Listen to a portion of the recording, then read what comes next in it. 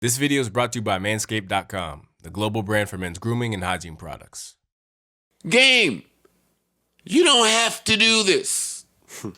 Let me be the first to tell you that the rapper that I think you are, with the catalog that I think you have built, with the hits that you have, with the longevity that you have, with the crew that you have from the coast that you rep. A lot of poppin' MCs. I argue Nipsey had one of the best albums last year. There's Kendrick. I don't need to go through all these. J-Rock too. It's a million of these. Problem had a great album. And when I got my brain into that, the more I got my brain into that is the more that I felt sorry for Game. Unfortunately today, real good MCs have to do like that. Because real good MCing ain't really getting it done. And I never thought about how ice cold Game was. Until. For years now, the Game's scandals and feuds have outshined his talent, which is saying a lot because the Game has a lot of talent. Unfortunately, the more the Game keeps instigating pointless feuds, racking up increasingly serious legal problems, and acting borderline sociopathic, the harder it is for fans to focus on or even remember how talented he is as an artist. The Game was one of the greatest and arguably most underrated MCs of his generation. His debut album, The Documentary, is a certified classic and one of the quintessential rap albums of the 2000s. But the Game's behavior and career trajectory have basically turned him into a walking and talking case study of what happens when you're your own worst enemy. His name dropping has left him no one to defend him, and his alleged criminal behavior has robbed him of his royalties. The Game seems to have backed himself into a corner. So what happened?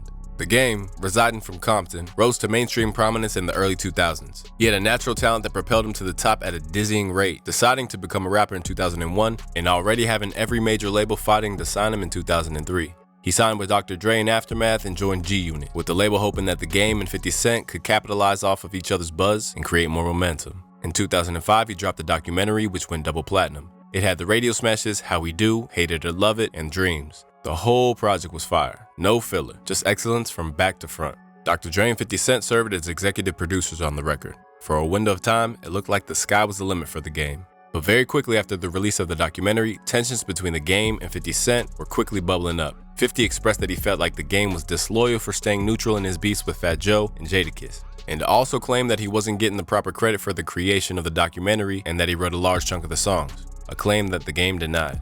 The Game was pushed out of G-Unit in 2005, and it was not an amicable breakup. During a physical dispute between the two rappers' entourages at the Hot 97 studio in New York, a member of the Game's crew was shot in the leg. 50 Cent and the Game eventually had a press conference to announce their reconciliation, but the peace treaty was short-lived as the Game and G-Unit continued to diss each other in the press and at concerts. The Game went all out and soon released 300 Bars and Running, a scathing 15-minute diss track against G-Unit. It's one of the best diss tracks in rap history, and honestly, it's as brutal as a diss can get. The Game rides multiple iconic beats with an ease that feels aggressive and smooth at the same time. The beef continued for years and produced over 100 songs in total. Yes, you heard that right.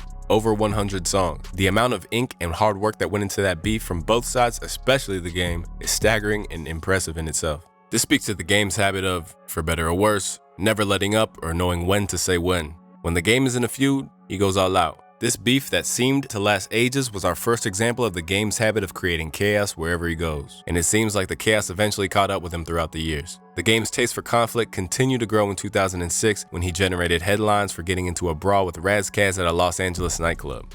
I looked in his face, asked him about 3 questions, he said something wrong, and I knocked his out. He said 30 jumped him. It wasn't even 30 people with me.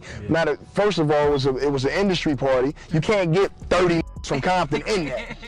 Alright, so with 2022 looking brighter than last year already, it's likely that a lot of you will be looking to get out there and enjoy yourselves. And with 85% of women feeling as though it's our duty to keep things trimmed in the downstairs department, it'd be wise to stack the odds in your favor by doing exactly that. But rather than risking life, limb, and private parts by using scissors or some sort of shaver that was never intended to be used in that way, Manscaped has provided you with the tools that are specifically designed for the job. Since launching in 2016, Manscaped have been revolutionizing male grooming, and it's no wonder that they've become a worldwide phenomenon, making the process of hair removal in the downstairs department a whole lot easier and more hygienic for men and women alike. Nowadays, more men than ever like to take care of themselves with Manscaped's Perfect Package 3.0. A one-stop shop for all things below the waist, the special kit features the acclaimed lawnmower trimmer, which is not only waterproof but features skin-safe technology as well, and an LED light for closer inspection, the Crop Preserver Ball Deodorant, Crop Reviver Toning Spray, and last but not least, the Magic Matte Shaving Catcher. In essence, it has everything you need to ensure that you're feeling and looking fresh for the year ahead. And if that wasn't enough, if you order now, you'll receive 2 free gifts, not to mention free shipping and a 30-day money-back guarantee. So if you're looking to upgrade your grooming game, then use the code HipHopMadness at checkout for 20% off at manscaped.com. That's HipHopMadness for 20% off. All right, let's get back to the video. In 2005, the Game was accused of trying to rope Jay-Z into a beef with a subliminal bar on his track West Side Story, where he rapped, "I don't do button-up shirts or drive Maybachs," but he specified that he was talking about Ja Rule and would never take a shot at a legend. Jay never outwardly responded, but fired back with other potential subliminals by using the word game multiple times in his Hot 97 freestyle. But the Game cranked things up to 11 when he dissed Hove on stage at a concert. JC. He would continue to take shots at Jay for years. Jay only responded once the whole time, with one brief bar at a concert in 2009. I ain't talking about profit, I'm talking about pain. I'm talking about despair, I'm talking about shame. I ain't talking about gossip, I ain't talking about game. I ain't talking about Jimmy, I ain't talking about Dame. The fact that the Game continued to diss Jay for years to the sound of crickets may have been a bad look, coming off like he isn't dissing him in anger or in the spirit of competition, but strictly fishing for attention. Honestly, to go through every detail of every beef the Game has had would require its own video. He's had beefs with Chris Brown, Lil Eazy-E, Suge Knight, Shine, Stitches, Exhibit, and Lil B, just to name a few.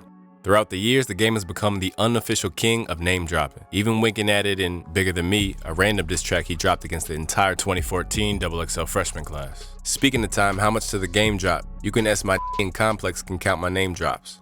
In 2018, DJ Booth even counted the Game's name drops and confirmed his reputation as mathematically accurate. And while beef is far from new in the hip-hop world and plenty of MCs have engaged in just as many feuds as the Game, the fallout from the Game's feuds seem to have taken a toll on his career after a while. After all, who's left to lend you a hand when you f***ed off everybody? Being the king of name dropping has its downsides after over a decade of doing it. In 2014, the Game unnecessarily inserted himself into a Tyga and Lil Durk beef, assisting Tyga, a move that was mostly met with apathetic eye rolls. In a DJ Vlad interview, Charlamagne the God questioned why the Game felt Tyga needed his help and said the Game was too grown to still be beefing the way he does. But I don't understand why Game jumped in it. I don't even understand the affiliation between Game and Tyga, other than being from Cali.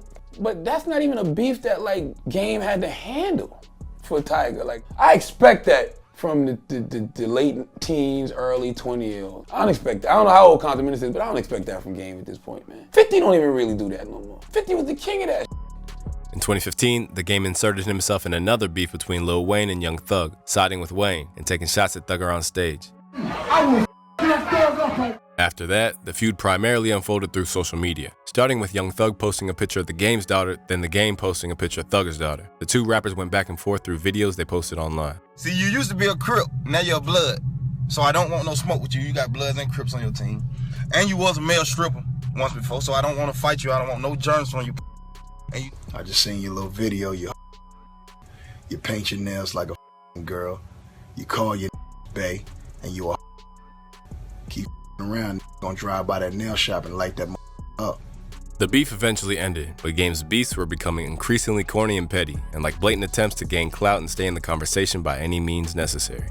And the beef he had with Meek Mill, similar to his G-Unit beef, is so long, complicated, occasionally convoluted, and has so many side characters it could damn near be a novel. But to give a tiny handful of highlights, Game called out Meek on stage. I just want to beat that one good time, head up. Just when you see me, square up. He then called Meek a snitch on his track 92 Bars. The cause of the beef was revealed to be an incident involving Sean Kingston. Big Meech, Drake, O'Malley, Beanie Siegel, and Chino also jumped in at one point. If you're confused, so am I.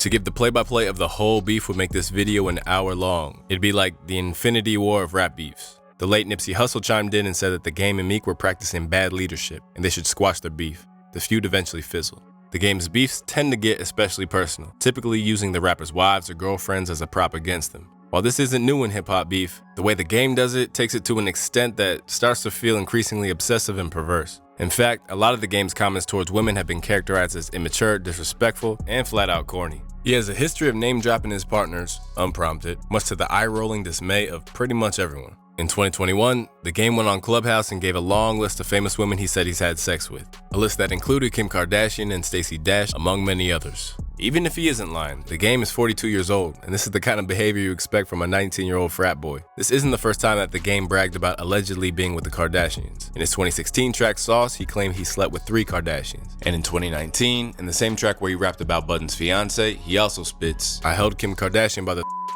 had her." The game's desperate graphic boasts about his escapades earned universal groans from hip-hop fans, behavior that comes off more as childish than it does cool or tough. It's like the former star quarterback of high school bragging about being with the prom queen years after everyone else has graduated and stopped caring. The game's attitude about women have also attracted negative attention with cheesy social media posts about men being providers and Instagram posts defending Bill. During his beef with Meek Mill, when dissing him in 92 bars, he also name-dropped Nicki Minaj, Meek's girlfriend at the time, rapping, "I've been wanting to give Nicki this pull stick." The same track includes a bar alleging that he had relations with Blac Chyna as well. That same year, he also went on a drunk Instagram rant, which he soon deleted, bragging about being with Kalani. In early 2019, at a listening party, the game played a song with lyrics alleging that he had sex with Sin Santana, Joe Budden's fiance, before she met Budden. He soon elaborated on this Instagram story, falsely claiming that Budden was trying to sue him and saying, "At Joe Budden, you can't sue nobody for discovering before you." Not only does it feel desperate to brag to Budden about doing things with his fiance, even the act of bragging about it through an Instagram story feels like the behavior of a teenager. Even Freddie Gibbs called the game corny on Twitter for being a full-grown adult trying to use sexual history as a bragging right. Throughout the game's career, he has had a long list of legal battles and expensive lawsuits. From a 2005 lawsuit alleging he to a fan, another case from 2005 of disorderly conduct, weapons charges in 2007, and a battery misdemeanor in 2017. One of his more publicized legal battles was when the game filmed himself beating up a fellow West Coast rapper, 40 Glock, who eventually filed and won a lawsuit against him for the physical altercation. The game's history of creating chaos continued to catch up with him throughout the 2010s, which we'll get back to in a moment. But in 2016, the game's penchant for chaotic legal troubles and demeaning attitudes towards women combined into a lawsuit that has ultimately hurt his reputation and pocket more than anything else. In 2016, Priscilla Rainey, a contestant on the game's VH1 reality dating show She's Got Game, accused the game of her. The lawsuit alleged that Rainey thought a date she went on with the game was going to be on camera, yet no production crew showed up, and that the game was highly intoxicated on alcohol and drugs, which was typical, and the plaintiff on several occasions that night. The game failed to appear in court and the judge accused him of never taking the litigation seriously. In 2019, the game was ultimately ordered to pay her $7 million. Game responded in an Instagram post denying the allegations and calling her a thirsty Gatorade mascot of a and he will never pay her a dime.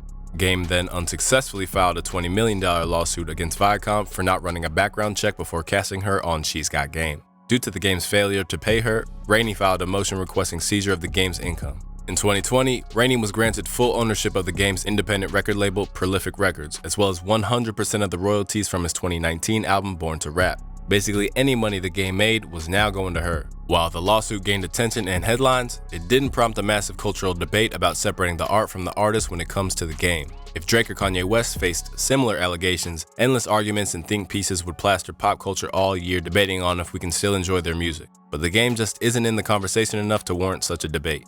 It's a shame because the game is one of the best rappers of his generation, and every album he's released since the documentary has still been great, especially 2019's Born to Rap. But the game has become his own worst enemy, and it seems like his behavior has finally caught up to him in a way that he can't avoid. The game is still releasing music and taking jabs at renewed relevancy, mostly unsuccessfully. In August 2021, he released the single Worldwide Summer Vacation, a record that sounds like nothing he's ever made, and not in a good way.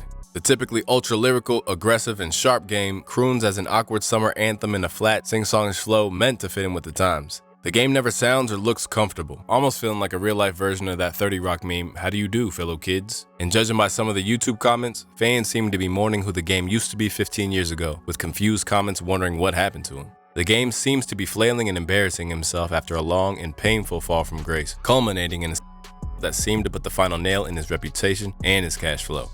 And while it's hard to watch, it's also hard to feel bad for him. The game ended up being his own worst enemy, and I guess that's that.